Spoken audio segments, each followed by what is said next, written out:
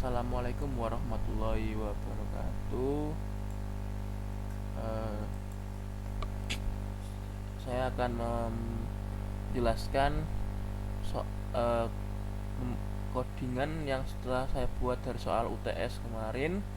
Untuk soal yang pertama ini ada membuat hitung gaji di sebuah universitas. Yang pertama tentunya di sini ada apa ini namanya, kelas pegawai. Ya, ini kelas pegawainya dengan seperti spesifikasi yang di soal ada NIP nama string NIP nama alamat dengan tipe string. Lalu untuk setiap pegawai ini memiliki gaji awal 1.500.000, dimana saya gunakan statik agar karena kan tidak pernah berubah dan akan melekat terhadap daftar gaji, akan melekat pada pegawai sorry. Lalu setelah itu di sini ada total pegawai, dimana untuk menghitung berapa sih jumlah dosen dan staf yang ada. Oke, lalu ya pegawai ini extend dari daftar gaji ya, nanti akan saya jelaskan nanti extendnya. Oke, lalu yang pertama ini pegawai menggunakan konstruktor Y. Ini juga nanti akan saya jelaskan nanti karena ini ke daftar gaji. Setelah itu di sini ada normal konstruktor pegawainya yang berisi dengan nama NIP dan string. Saya menggunakan XYZ saja biar cepat. Lalu di sini untuk mengisikan namanya, NIP-nya dan alamatnya dengan urutannya. Sini ada seperti di soalnya ada get nama dan juga ada get gajinya untuk pegawai. Lalu yang kedua ada kelas dosen. Dosen tinggal extend ke pegawai seperti tadi ini, dimana nanti di sini ada ketambahan jumlah SKS dan tarif SKS. Namun tarif SKS ini saya langsung tulis di sini dari 75.000, kita andaikan saja sekian. Setelah itu seperti biasa kalau extend dari pegawai kita perlu juga tuh membuat konstruktornya sama juga, parameternya juga sama dengan ini yang ini. Lalu untuk setelah itu ada juga di soalnya ada get jumlah SKS, untuk berapa sih jumlah SKS yang digantungkan oleh dosennya. Lalu juga ada set jumlah SKS seperti di soal, dan selebihnya sama, dan namun hanya ketambahan override dari gaji karena gaji dosen ini dari gaji awal plus jumlah SKS kali tarif SKS-nya. Setelah itu akan di return gaji dosennya. Setelah itu di sini ada staffnya extend juga dari pegawai. Yang berbeda adalah jumlah kehadiran dan tarif harian. Di sini saya langsung andaikan 50.000 untuk tarif hariannya.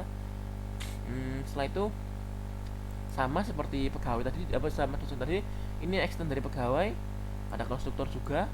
Ini oke, sebentar.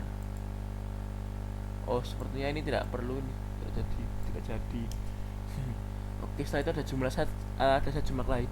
jumlah kehadiran, dan di sini juga hanya mengoverride gaji karena cara penghitungannya berbeda kan, karena kalau staff itu kan jumlah kehadiran kali tarif harian, bukan jumlah SKS. Oke, namun dijumlahkan gaji awal. Setelah itu direktur gaji staff. Oke, di sini yang saya akan jelaskan tadi adalah daftar gaji, di mana pegawai ini mengekstend daftar gaji, yaitu setiap pegawai pasti punya daftar gajinya masing-masing. Oke. Pertama saya di sini menggunakan array list untuk menyimpan staff dan dosennya, tapi saya jadikan berbeda karena nanti digunakan saya untuk memudahkan ini overloadingnya di sini. Karena kalau nggak seperti itu nanti tidak bisa dibedakan mana dosen mana yang staff. Oke. Di sini ada parameter konstruktor kosongan. Saya rasa konstruktornya ini kosong karena tidak perlu setting apapun, karena nantinya daftar gaji ini akan yang terpakai hanyalah yang di print semua ini saja kalau menurut saya sendiri.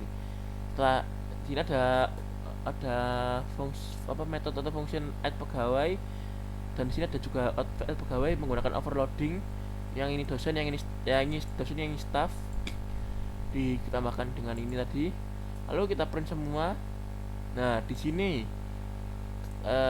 ada for untuk mengeluarkan mengeluarkan berapa banyak dosen dan berapa banyak staffnya ini.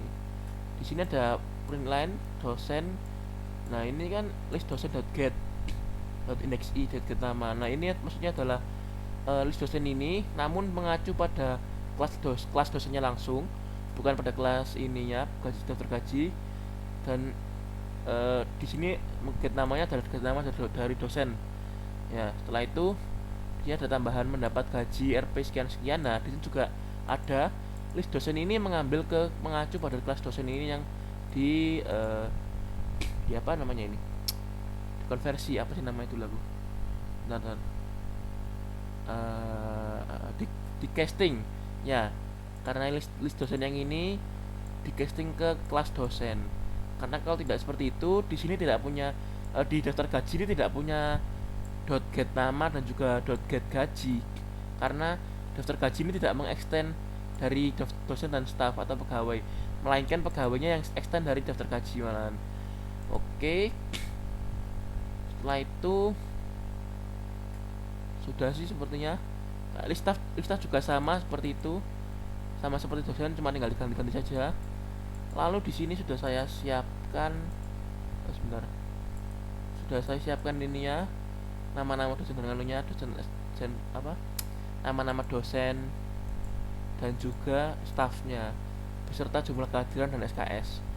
Oke, nah di sini langsung saya juga sudah tambahkan add pegawai, lalu kita print semua. Nah, dimana daftar gaji ini kita buat apa namanya, objek baru ya, karena saya kalau coba pakai statik itu enggak ketemu jalannya. Oke, langsung di run saja kalau begitu. Ya, seperti yang diinginkan oleh soal secara seperti ini. Soalnya kan menginginkan yang keluar hanya seperti ini, jadi saya tiru secara persis. Andi mendapatkan gaji sekian, Tono mendapatkan gaji sekian, Budi mendapatkan gaji sekian, Yudi sekian, Sai sekian, Andri sekian.